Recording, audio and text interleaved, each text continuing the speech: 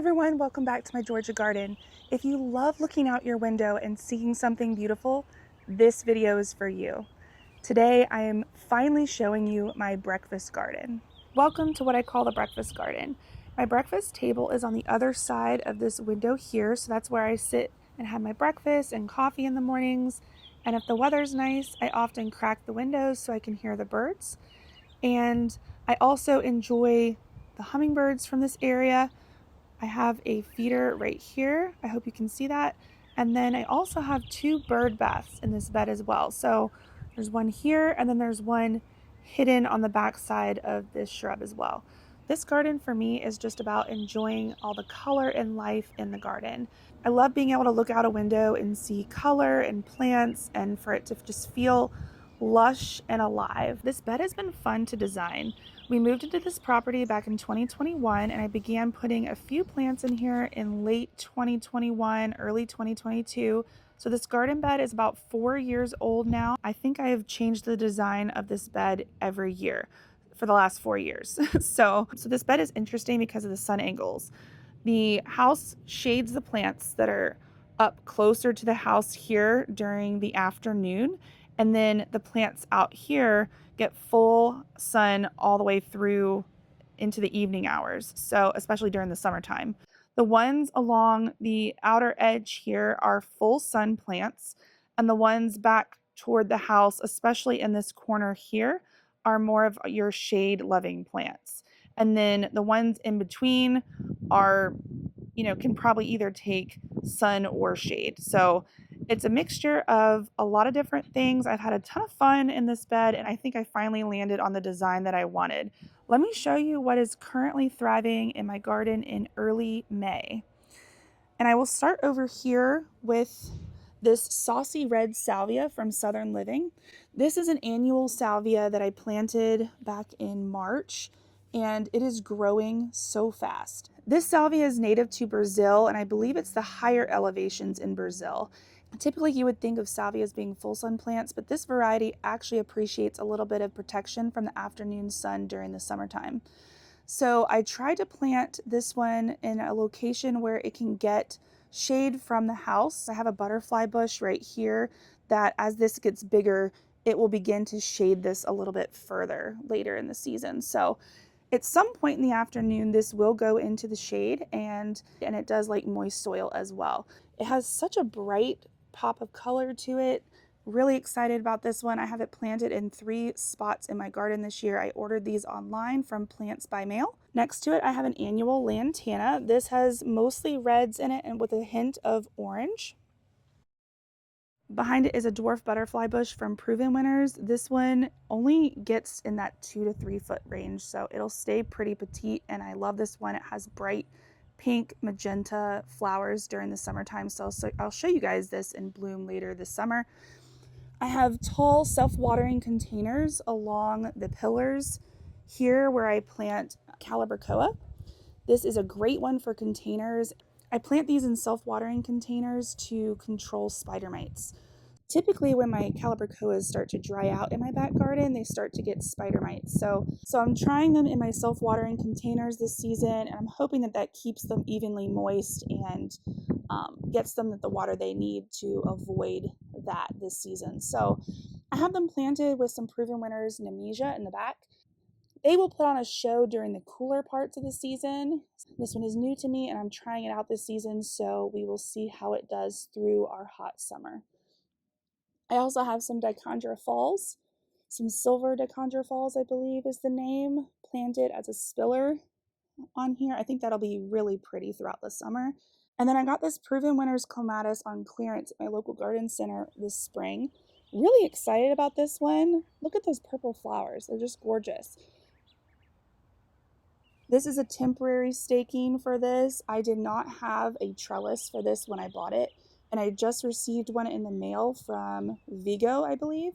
I'm going to go ahead and over the next few days, I'm going to swap this out with a more permanent solution. And you can see it really needs the support. I've already gotten a few pieces fall over here. I need to go ahead and get this changed out because it's growing really quickly. I think this one only gets about 8 feet tall, so it's on the smaller side. These plants will bloom later in the summer. This is a hydrangea, Joe Pyeweed, and then I do have one of the Carex grasses behind it. So that one will typically get a little more shade during the summertime because the Joe Pyeweed will be so tall. Both of my bird baths are from Wild Birds Unlimited, and I have been so impressed with these. They're great. These are actually seedlings from my annual Summer Jewels Salvia from last season. They started popping up all over this garden bed, and I've just kind of left them in place. I want to see what they do. I don't remember which color these are because I usually have a mixture of whites, pinks, and reds in my garden each season. So I'm going to go ahead and leave these here. I might have to relocate this one because it's so close to the hydrangea, but that's okay. I'm really excited these came back. They're so great for the pollinators. I had an extra vinca, so I threw that one in here next to a perennial Salvia nemorosa from Proven Winners. This one's on the smaller side this season. I had transplanted it from another area in my garden, so we'll have to see how this one does. I might need to relocate it if it continues to be on the smaller side, so we'll see how that one does here. Next is one of my favorite perennials. This is Veronica. When I discovered this plant, I was blown away. The reason I bought this plant originally is I was going through the perennial section of my garden center, and there were a few different varieties of Veronica that were covered in bees. And that's where all the bees were. And naturally, when I see a plant with bees on it at the garden center, that is the one that goes home with me into my garden. So I was just so excited about this plant to start. And then when I put it in my garden, it was fantastic. This plant starts blooming in late April, early May, and then continues all the way until frost. This particular variety, I'll put the name on the screen, has more of a bushy-like habit to it, which I love. I think that you can really just put this in any spot in your garden and pair it with any other colors, and it looks beautiful. And I love just the structure to it as well. It has this bushy-like habit to it. This is 2 plants right here, and it just looks full and lush all season long.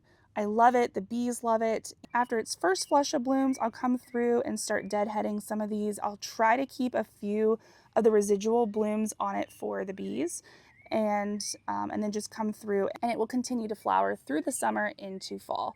As I step back here, you can start to see all of the color that I have in this bed this season.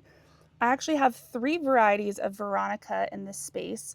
The light blue one, I also have a light pink one here in front, and then I have a purple magenta colored one behind it.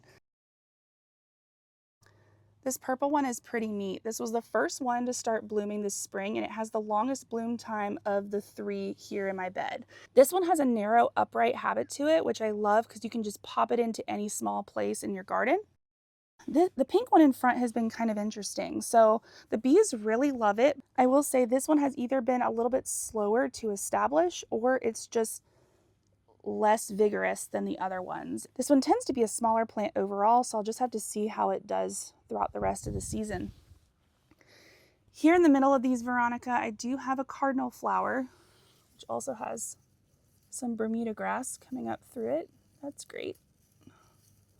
Bermuda grass is the worst.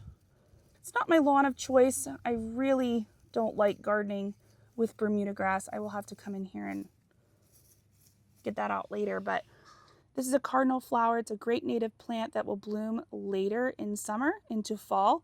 It's loved by hummingbirds, bees, and all the things. This is a new Salvia greggii for me. When I saw this in the garden center, I just loved it. It has this interesting red color to it. It may be hard to see on camera and in the bright sun, but this red is more of, I guess, maybe a wine red, deep pink red, kind of hard to describe, but it pairs really nicely with some of these other pinks and purples in the garden. And the hummingbirds just love it. I had one on it just a little bit ago. They love Salvia greggii so much. So I definitely recommend those if you want your hummingbirds in your garden. This portion of the garden bed is so beautiful. I love all of the colors. This yellow-orange flower that you see in front and that I have on both sides of the path here is known as lobed tickseed or mouse-eared tickseed.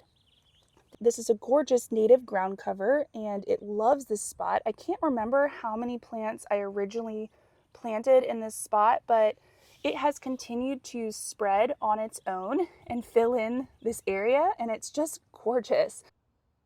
I definitely recommend this if you're looking for any ground cover plants in the south.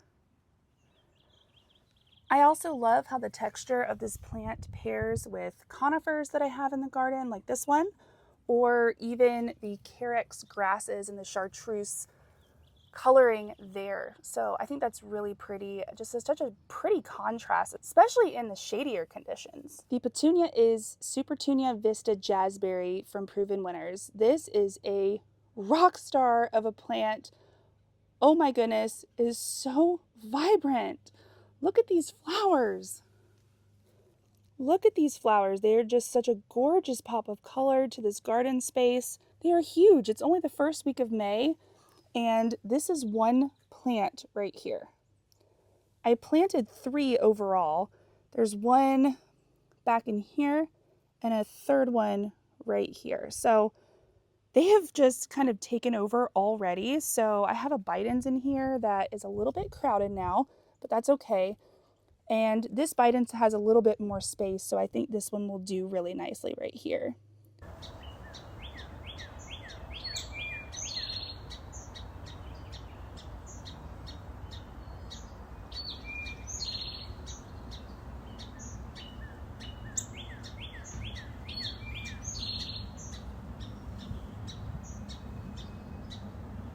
I probably garden with petunias differently than most. I provide them with a slow release organic fertilizer in spring when I plant them, such as flower tone, rose tone, whatever I have on hand, and then that is it. I do not buy or supplement with water soluble fertilizers during the growing season. I do not come out here on a schedule and fertilize my annuals on a weekly or bi-weekly basis. I just plant them and enjoy them, and that's it. So if something were to happen and they looked really bad in the late summer, I could maybe come out here with a second dose of organic fertilizer just to extend their season until frost. But because we do have a pretty long growing season here, but I just don't really think they need it and I don't really care to push them too hard. I also prefer a low maintenance garden. I just want to enjoy them, and so that's what I do. That just might be something that's a little bit different than what you may do in your garden. This Bidens is really pretty as well. The centerpiece in this bed is actually my Tinywine Ninebark. I love Ninebark so much. I just think it adds such a cool structure to the garden. This is a dwarf variety from Proven Winners. It doesn't get that big, but it is just starting to fill in, and I love how the branches just sway out towards the side. The blooms are much smaller than the common Ninebarks or the straight species that I have in my slope garden, but they are still really beautiful plants, and I love the foliage. It has like a darker tinge to the leaf. I love having this structure. This is my anchor plant in this portion of the bed. Zooming back out, I have a few anchor plants along this area here, and this swamp azalea I just showed in a video a couple weeks back. If you want to go look at that, actually still has a couple of blooms on it. Look at that. These are really fragrant and I love smelling them on my back porch.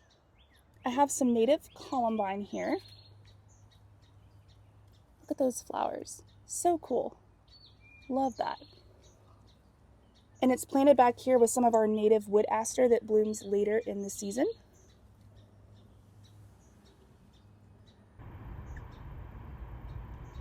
Next to this columbine and underneath my breakfast window, I have a few anchor plants here. This is a dwarf Japanese maple from Mr. Maple.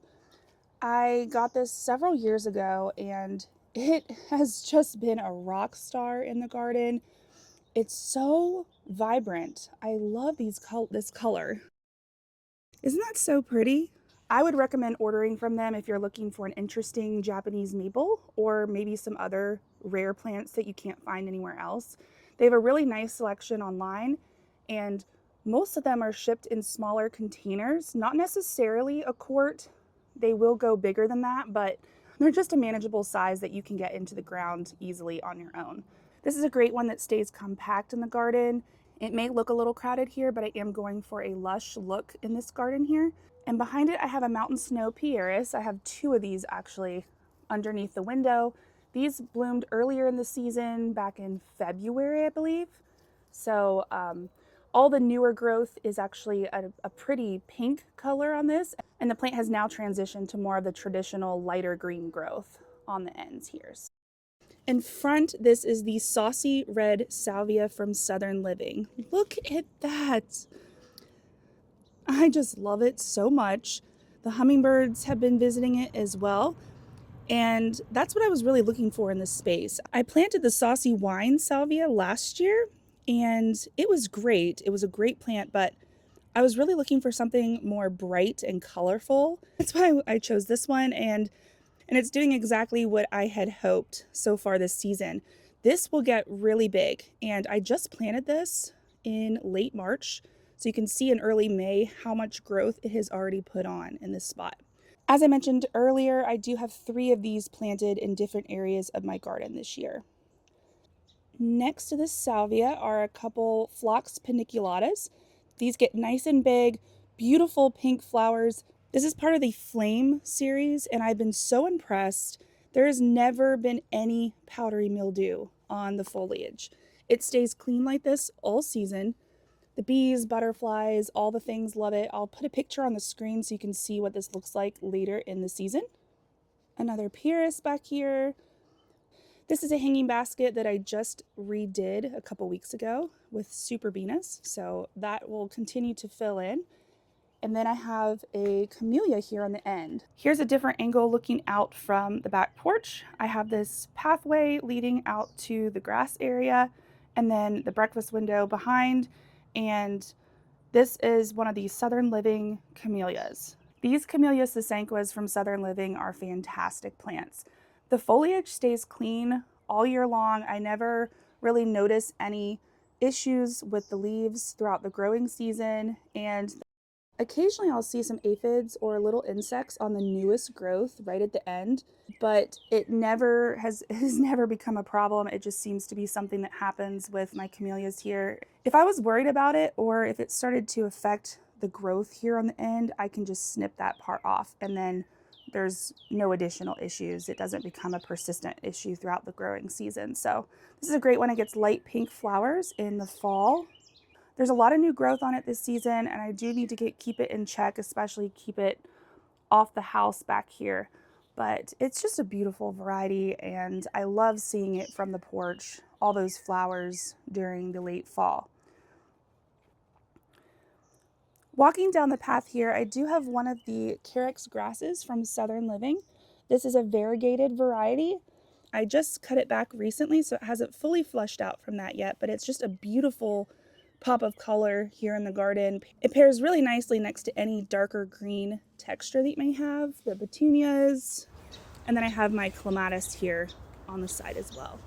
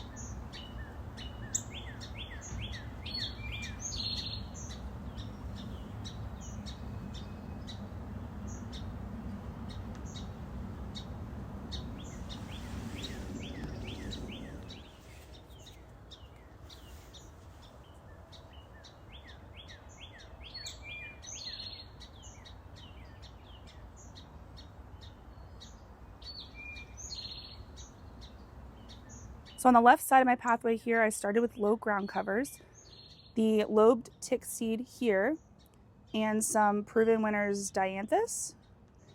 These have already finished their spring flush, but I love this blue texture that it brings to the garden and how this blue pairs nicely with other greens around it. I think it can be easy to forget to add this blue texture to the garden sometimes, but it just adds so much interest. I love it.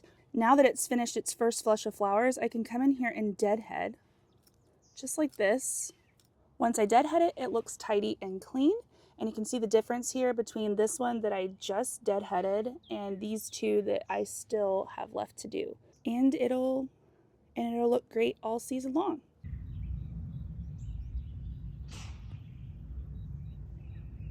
Behind it is one of my anchor plants in this garden. This is the Nightlight Cameacyparis from Southern Living. Love this shrub so much. It does so well for me here in my Zone 8A garden. The foliage is really soft to the touch. I just love what this adds to the garden. You can pair it with anything. I have oranges and blues and pinks and all the things here. So this is a really great one if you're looking for something low maintenance. I've never pruned this and it's been in the ground for several years now.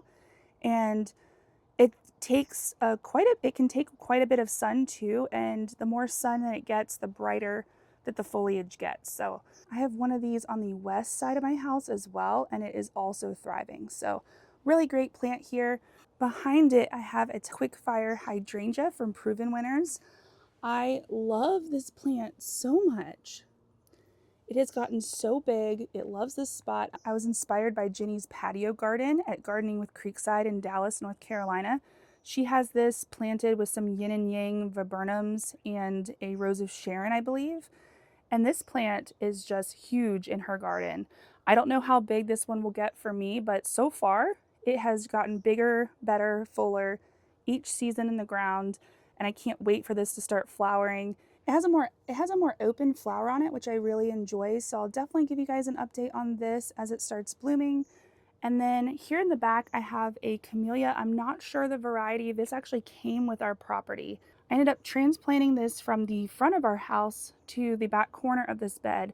It has a really upright habit to it. I envisioned limbing this plant up over time into a small tree and enjoying the bark. I thought that would be really pretty in the back of this bed. So that's what I'm in the process of doing. It's a pretty long process. Camellias take a while to grow. This year I can see it's put a ton of new growth on already. So I'm going to have to come in here, probably start to do a little bit of shaping again. It's starting to kind of splay out in a couple different directions.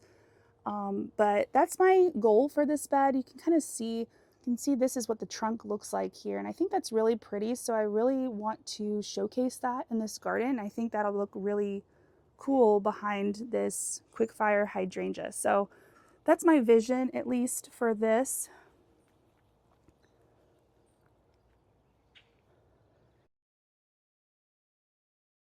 And on the back side, I start with some autumn ferns here in the back underneath the Camellia.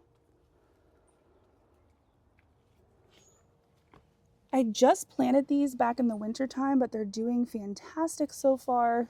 I love this, look. So I'm really excited about these. They're supposed to be evergreen for me, so that's really nice. Hoping to fill this in so I don't have to do as much mulching here in the future. This is an American beautyberry shrub native to the southeastern US. I love this plant. I also grew this in Oklahoma. Many people don't know this, but I lived in Oklahoma for 7 years. And I ended up gardening in Oklahoma for at least 4 of those. I actually got started gardening out there in Oklahoma with a ton of native plants. I was growing natives primarily because I love the bees and birds and butterflies and all those things, but also because of the tough growing conditions out there. It's really tough to grow plants out in the plains with those extreme temperatures that you get in Oklahoma and Texas. So I definitely feel for all my gardeners in the southern plains. This shrub does not need to be cut back in the southeast, but they can get huge and I don't have the space for that. This is the straight species. This is not a particular variety of this plant. I have a small space to work with here, so I do need to keep it in check. And the branches curve out this way. And once the berries develop, it gets so much weight that the branches start to lay down on the ground and they start to smother some of my other plants out here.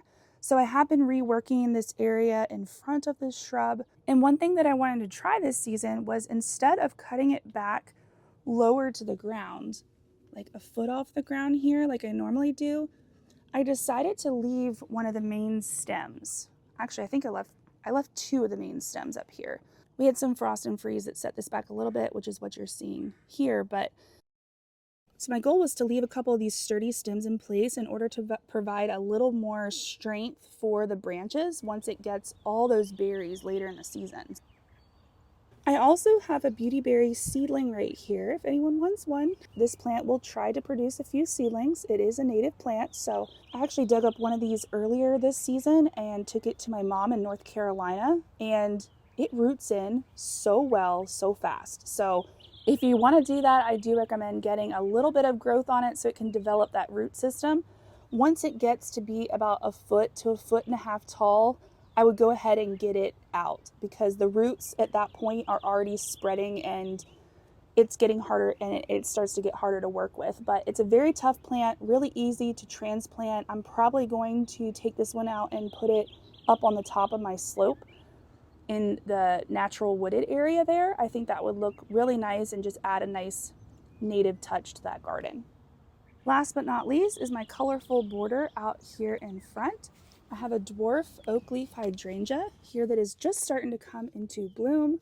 Oak leaf hydrangeas are so great, and this one is so petite, it's beautiful, and I can fit into pretty much any garden space. So this is another great one for your southern gardens. For some reason, I can't remember the name of the annual that I put in the ground here, but it is shade loving. So this area actually gets shaded from the house. Here, I guess I would say it's probably this right here. There's a line somewhere around here where the roof line gets it earlier in the afternoon. So this gets mainly morning sun here, and then as I progress this way, it gets more and more sun during the afternoon. This is the same Veronica that I showed you all earlier, paired with two kinds of tall Dianthus. This one I've had in the ground for a couple years. It gets various shades of pink and white flowers during the springtime. It blooms again during the fall, and I love this plant. The colors are wonderful. Look at the habit on this one. How cool is that? This one has a tighter habit to it. So you can see this is more open and airy. And then this one has a much more compact look to it. The flowers are tightly clustered together, kind of like what you would see on a hydrangea. And I just love this. Really cool. They're starting to do some really neat things with Dianthus. So I love this. I'm definitely going to consider planting more of this variety in the future. And then behind it, I have one of the opening act phlox from Proven Winners. This is also one of my favorite plants. It comes in various shades of pink. This one looks a little more purple paired next to the pink Dianthus. You can see the comparison here. I love this plant. It is really happy here, and it has doubled in size at least since last season. So love this. Have it right in front of the bird bath. This is a shelter location, so the birds love it. They can come in here, take a bath. I can't actually see them take a bath anymore from the window, but they love it here. It makes them feel safe.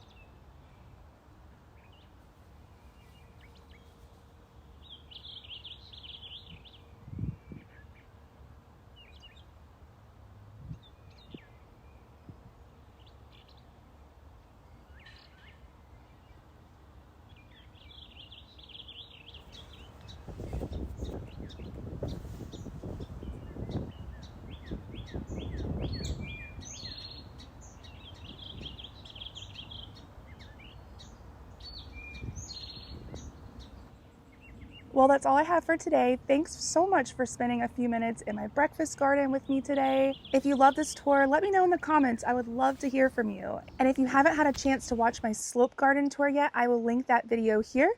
And I will see you guys in the next one. Bye.